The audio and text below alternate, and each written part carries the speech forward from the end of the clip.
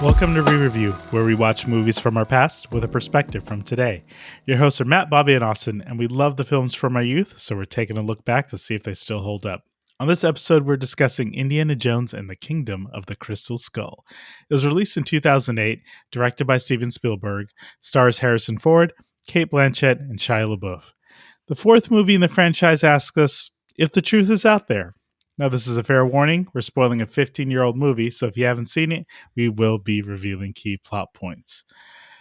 You know, 19 years in between films is a pretty long time. I think, Matt, you had some notes there that really, after the trilogy was done, that was kind of where it should ended. So bringing this fourth movie out in 2008, was there in 2008, were they really trying to pull at our nostalgia heartstrings? I know it's very prevalent now. Like everything is all about tying into people who grew up in the 80s and 90s. But in 2008, was it there to try to really pull everyone back in to enjoy Indiana Jones?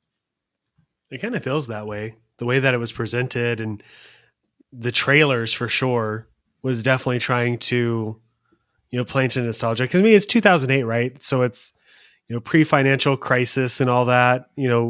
We're, just getting out of the Dark Knight and everything else. Like, I feel like this was the era of, trying to play into it. I think as much as possible. I don't know if the movie was successful in that, to be honest. Like, you could see it throughout the movie where they tried to do those kind of beats, especially at the beginning.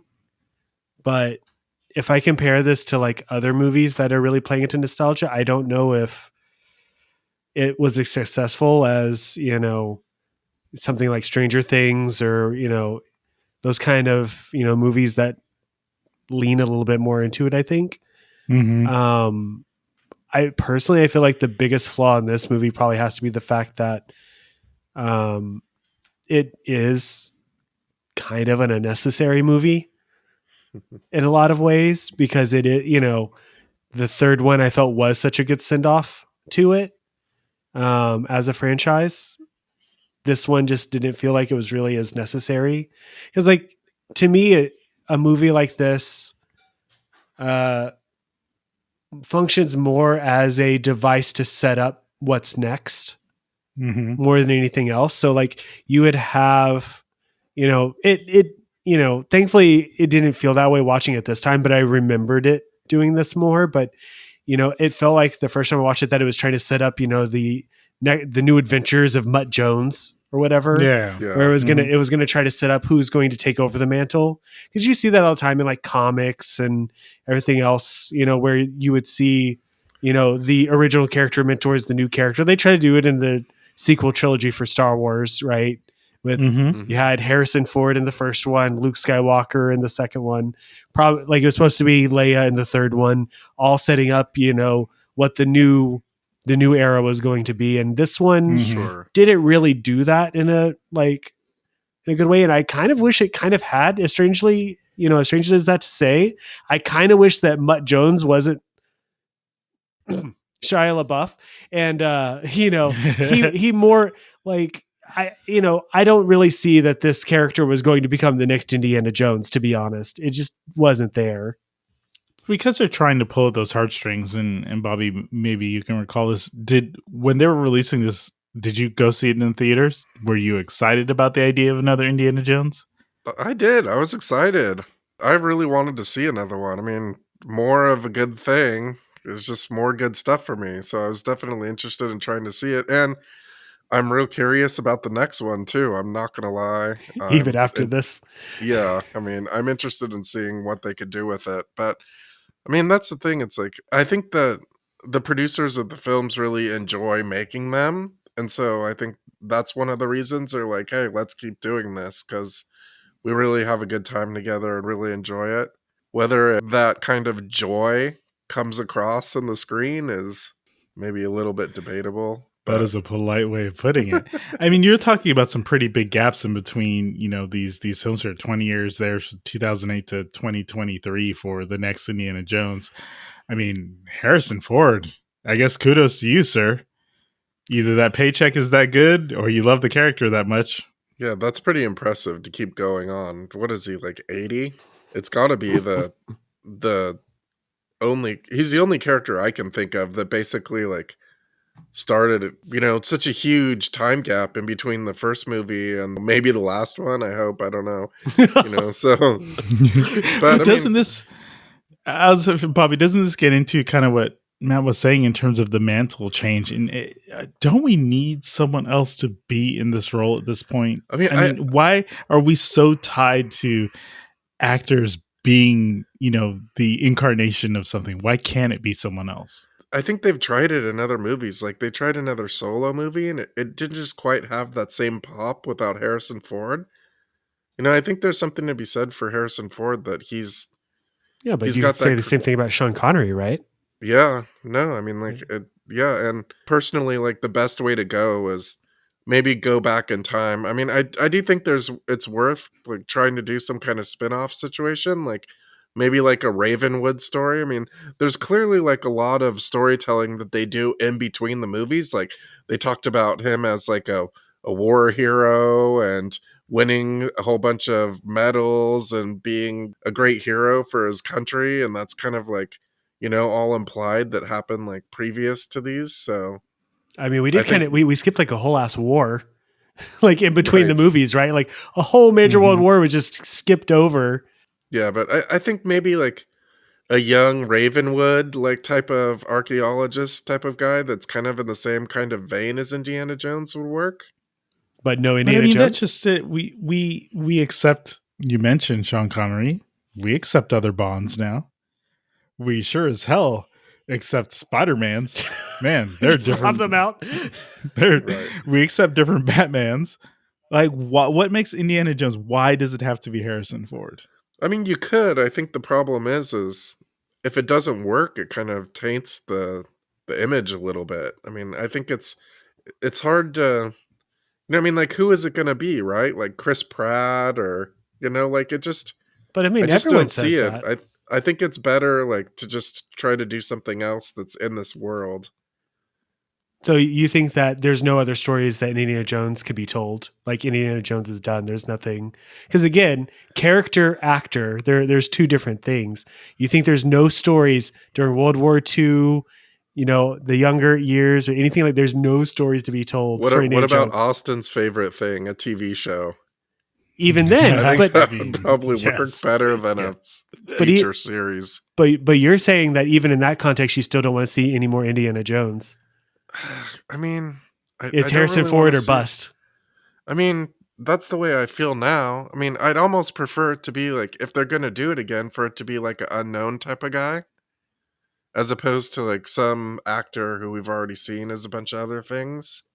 I get that. Like you don't want to pull in someone who you know from other things. You want to be surprised by someone else's skill. Yeah, I mean, I want to see what they would bring to it, but I mean, I think part of the problem is they tried that with Solo, and But I don't think. that wasn't Solo's problem though. If you watch it, like the actor playing Han Solo was not the problem. The actor No, but like Donald Glover playing Lando Calrissian wasn't the problem. It was bad storytelling and it was a bad time and a bad setup. It like those things were not the problem with that movie.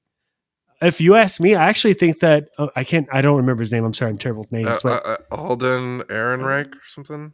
I actually think he Yeah. did a good job. I think he Yeah, did. no, I think I he do did a too. good job playing Han Solo without trying to be a mockery of or imitation of Harrison Ford. I think you could Mhm. do the same thing here, just like James Bond. Harrison Ford versus any other Pierce Brosnan versus Harrison Ford, like not Harrison Ford, sorry, Sean Connery. You have those two bonds, and they're just different generational bonds. You could do the same thing Mhm. here. Mhm. I think that we always will protect something until it happens. How many of those Batmans have been announced and like just killed, prior to release? And most of them, some excluded, have been fondly remembered over time. I mean, we would still, be stuck with the Adam West Batman if we were just Yeah, sticking I to mean, nostalgia. I do like honestly, that like, Batman. like if I were a Paramount Studio executive, I would be trying to push for more stories in this. I mean, why would you not? I mean, I think there's that built-in IP that the studios are always looking for. So I would That's just a good point. The IP thing, in terms of it being rehashed, and here we are. They're making another one, and most likely this will not be the end of it, based on what we're discussing. But I think thinking about the areas where, or the times and places that another Indiana Jones story can take place, especially with all this backstory we have that could be filled out. When we think about our technology, and I know, Matt, you have a lot of notes on this.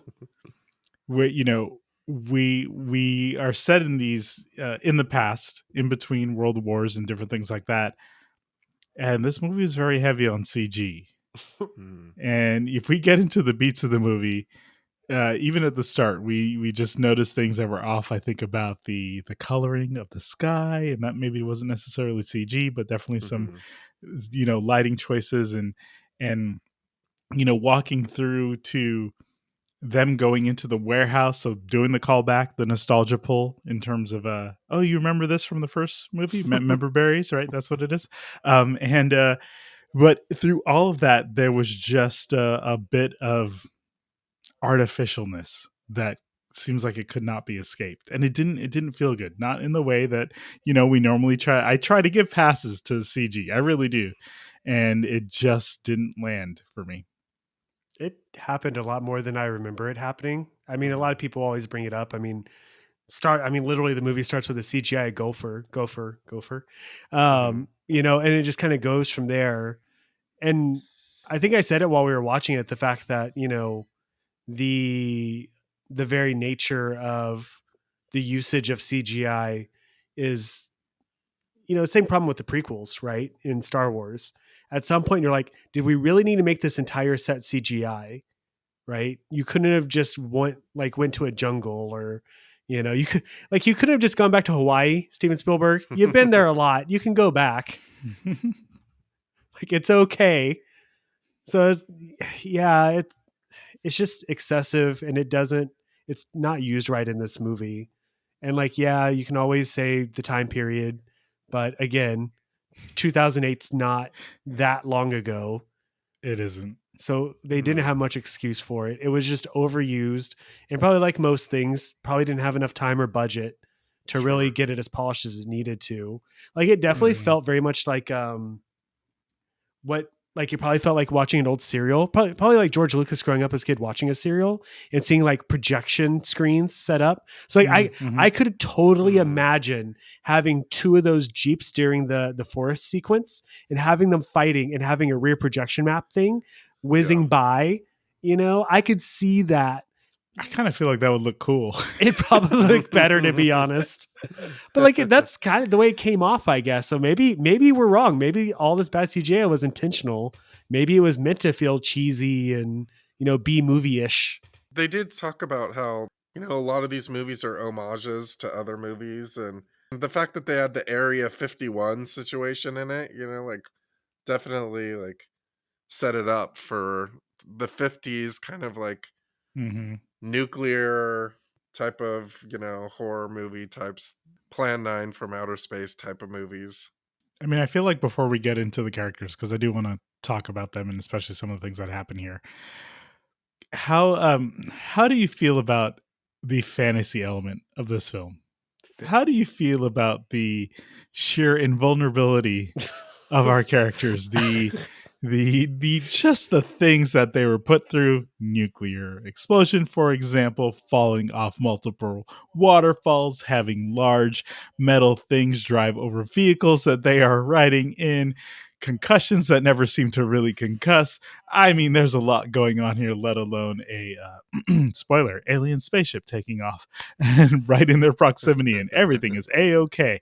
How do we feel about it seems even more it's extra than I think the other films. It pushed it a little bit much for me. Well, a little bit outside. Considering, if you think about the other movies or whatever, it's not uncommon for Indiana Jones to get kind of messed up in those movies. I mean, getting shot in the arm, or, you would see him get all torn up and stuff like that. I feel like you didn't really even see that in this movie. I think he got a bloody mouth or something like that in one of the shots, but it was pretty minimum. And I don't know again, is it back to that homage to the old movies or whatever? Or like, they were basically invincible, or like it did kind of stand out a little bit more in this one compared to, especially like the scene with because they used it a lot in the trailer where he uses the whip inside of Area 51 Yeah. inside the warehouse, and he tries to land. He falls back. It's like, haha, it's funny. He's older now. Like all Right, this stuff. right. Him crashing through. That was metal. He went through metal and glass, and he was just, I'm going to do a quip now.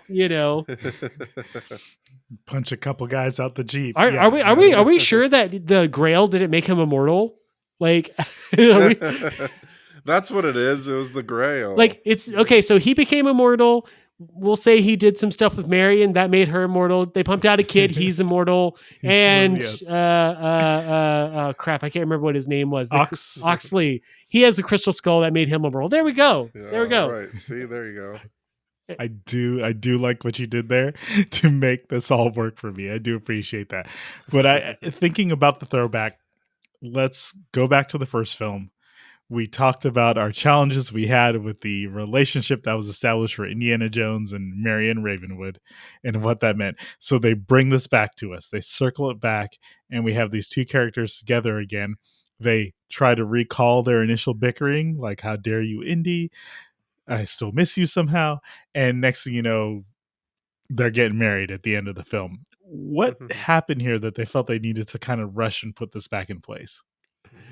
I mean, this is where I guess like I think I said it a lot during this. There was a lot of conveniences in this movie. And I feel like that was one where like they had to kind of write like the trackers or whatever, to explain how the Russians, I feel like somebody was like, well, how the Russians find them if they lost them? Oh, they're dropping little geo trackers or whatever. And I was like, I'm pretty sure a geo tracker back in 1950 would be the size of like in like toolbox or something. I'm sure it wouldn't be that small. It looked like the thing that was in Austin Powers. Yeah. That came out of Anyways. So like, I feel like what I could see the train of thought, which was we would like to have somebody take over the role of Indiana Jones. Do we have it be just some random person? Well, what about if it's his son? Well, who would he have a son with? Well, the only one he's really had a real relationship with Marion. So vis-a-vis, now we need to have Marion involved in the story because we need to have that callback. Plus, again, like you said, they're having fun making the movies. Let's bring back our old castmates or whatever. Let's have a good fun time having a reunion special, essentially. And so in their logic, they put those things together. But like story-wise, it doesn't make much sense because even at the end of the first movie, if you ask me, do you think these two are going to get married? I'd be like, no, they shouldn't get married. This is just a toxic relationship. I don't know if they used that word back then, but it was toxic. It definitely is that. Bobby, seeing the whole Russian influence, how do you feel about Cate Blanchett? There was some stuff that's interesting there, but to be honest, I feel like it was a bit of a missed opportunity to make her character a little bit more interesting. I mean, Cate Blanchett is a super great actor, obviously. I just feel like she wasn't used to her potential entirely. I mean, I think she could have been a super interesting character. Like, she was all into the whole, like, whatever, like, the power is of, like, the crystal skull to, like, control minds and stuff like that. And I think maybe, like, she was all into that, and I think they could have taken that a little bit further and kind of made her more interesting. But I felt like she just kind of was relegated a little bit to kind of like a henchman type. And I mean, in fact, we were joking about like how one of the Russians, where he was just telling them all to shut up, was our favorite character. But I mean, really, none of them really like stood out a ton. So like some movies, like the side characters are what kind of push it over the top for me, where they're really interesting and they seem to have more than a one note kind of story to them. So unfortunately, I think that there was a ton of opportunity there to make a super interesting character, but unfortunately, I think it was a little bit missed. So I have a random question for you then. If we're talking about Harrison Ford movies and Russians, would you have much rather had Gary Oldman as the Russian villain in this movie? Take Gary Oldman from Air Force One and put him as the villain? Like, yeah, right. Yeah, I think that could have been interesting. So Gary Oldman had a clear objective. I wasn't so sure that I understood like Cate Blanchett's objective in this, other than like she seemed to be like an archaeologist in her own right, like kind of interested in this kinds of stuff. But I mean, I You know, didn't. I feel like when you called her a henchman, it made so much sense to me. Like there 'Cause should she have been never someone bigger introduced. Yeah.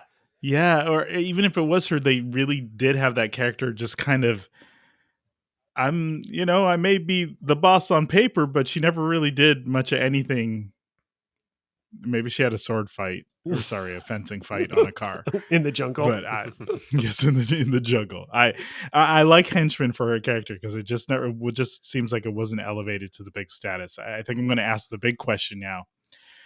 Bobby, were you ready for Shia LaBeouf to be the next Indiana Jones? I mean, it made sense to me at the time. I mean, I was interested to try to see something else.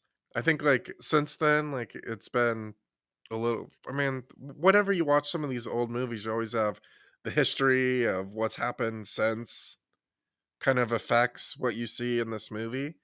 And so I'm not so sure it would work out in hindsight so well. Mhm. But I mean, Mhm. clearly, like, I guess he kind of had some issues and they clearly weren't going to go in that way, but it sure seemed like they wanted to. Well, Matt, I think did you say oh hell no? What happened there at the end when he was picking up the fedora? I love how like we're just ignoring the rest of the movie and going straight to the end, Yeah, just, I just, think- just to get the ending of the movie. I Well, I'm think, talking about the character. Yeah, yeah, We're yeah. talking No, about no, Bubba yeah, yeah, Williams. yeah. I think or Shia LaBeouf. I think he did a good job. I think he showed a lot of emotional range. Like he was crying and he clearly was like upset about Oxley's situation.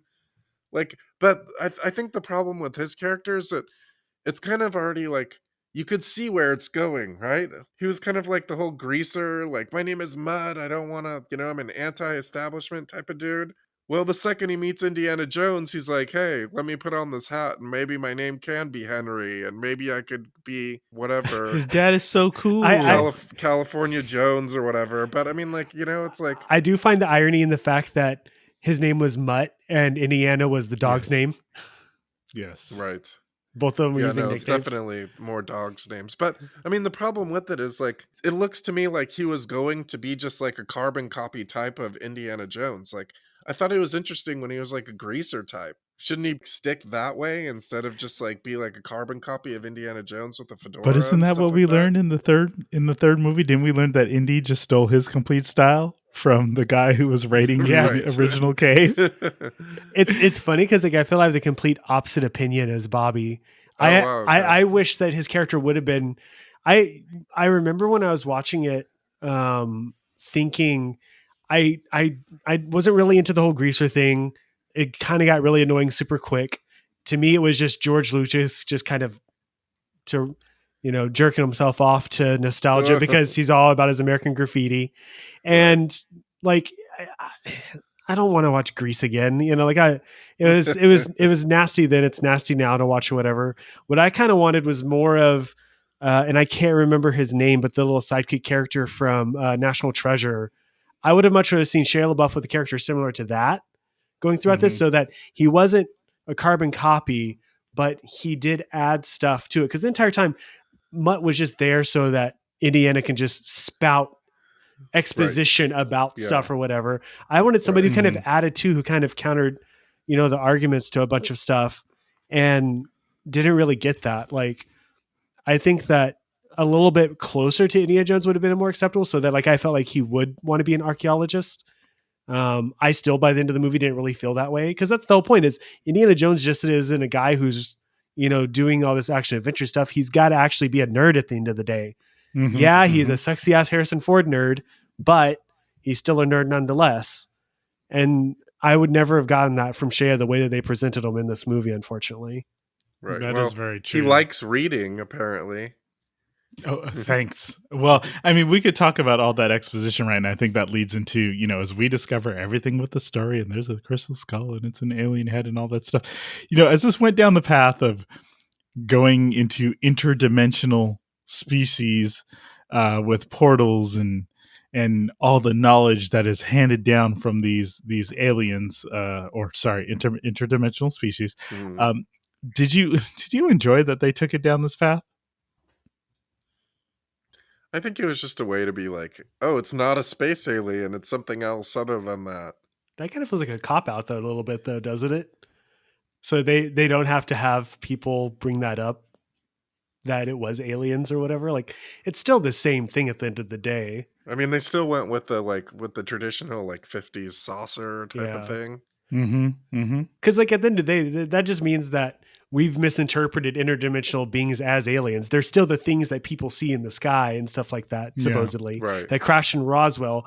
What they say, like the little ones were like cousins of those aliens or something. Mm-hmm. Was kind of the right of like, they're not the actual aliens. Because like they also had crystal skulls too. Because like she kind of cut the one's head open and showed it. It was like, oh, but it's not the crystal skull. So it's like, these are kind of like the runt versions of the actual ones. But like, it's still everything that we know as aliens were these interdimensional beings the entire time anyways. But to answer your question, no, I didn't like that direction at all. I'm all into the sci-fi stuff, but it just didn't work for the context of this.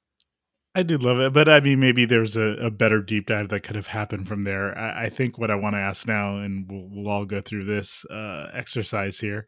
Well, first I'll say, okay, we know another one's coming out. Bobby, you already told us you're looking forward to it. Matt, are you looking forward to the next one?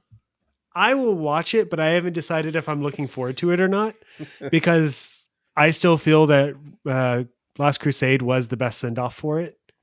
So I think that they're really going, like, I will give it a chance. They're going to win the award for the series with the most send-offs. It's going to be like point. 3 of them by the time we're done. If they give it a true... I think Lord of the Rings has that beat. Yeah, I know, right? There's enough fade outs at the end.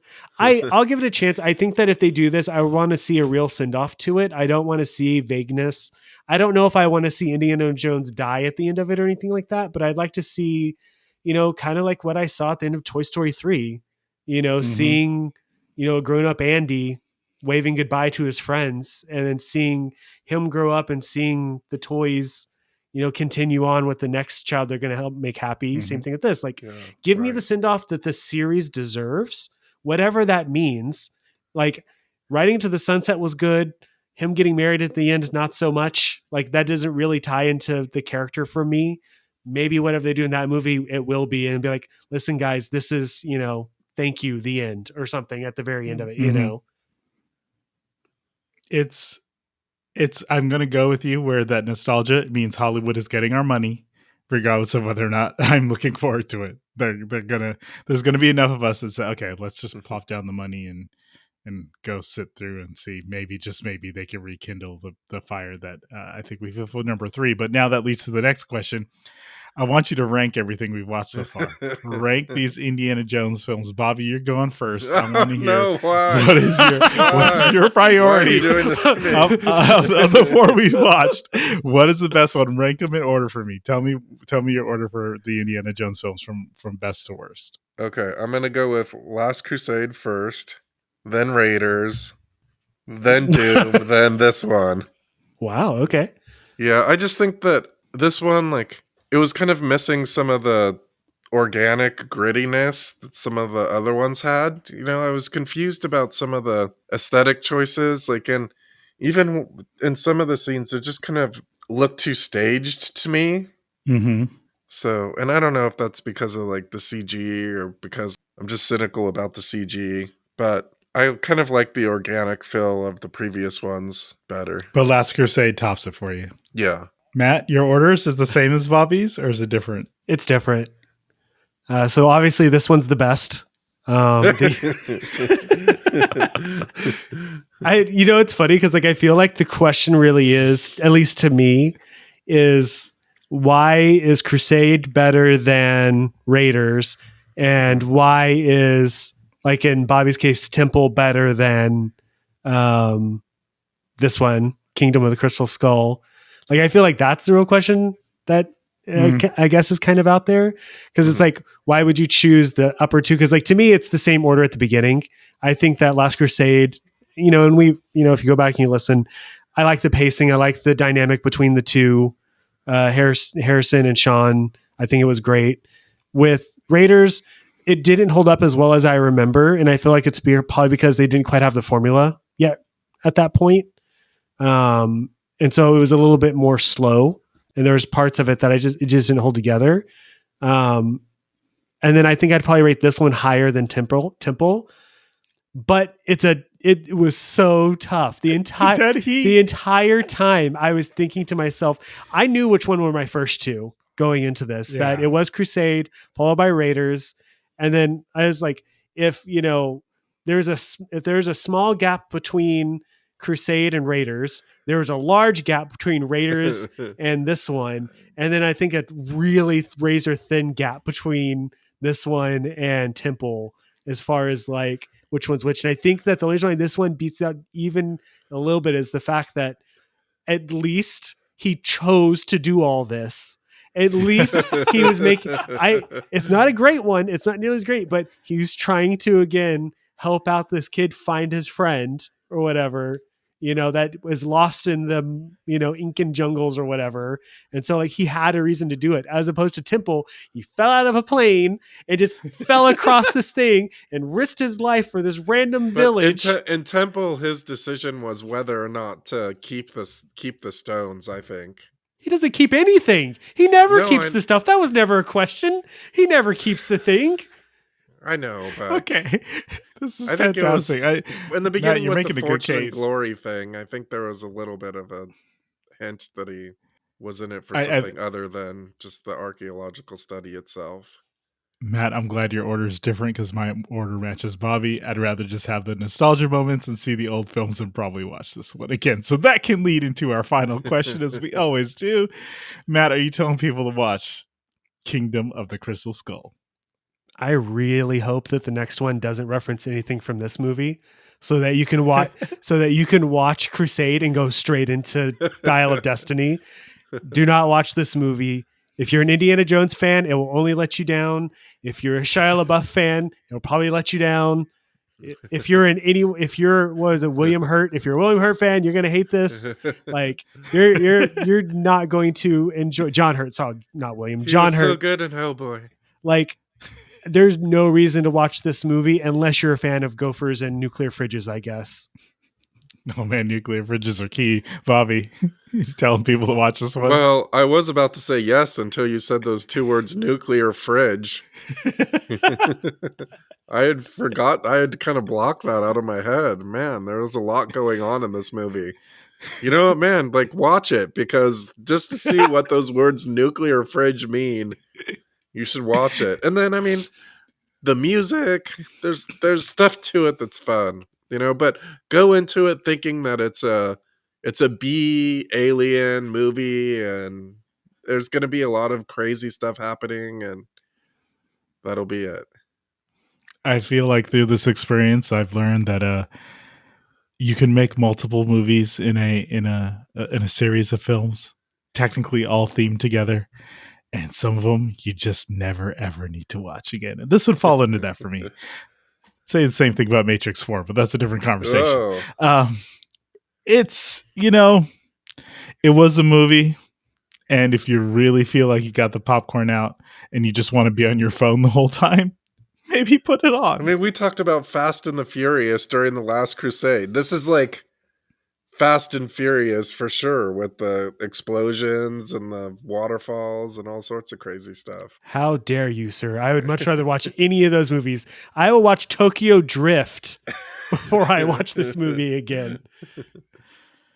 I think that is a resounding listener. You know exactly what to do with this particular movie. As always, thank you for listening. And remember, you are of interest to the Bureau of Great Interest.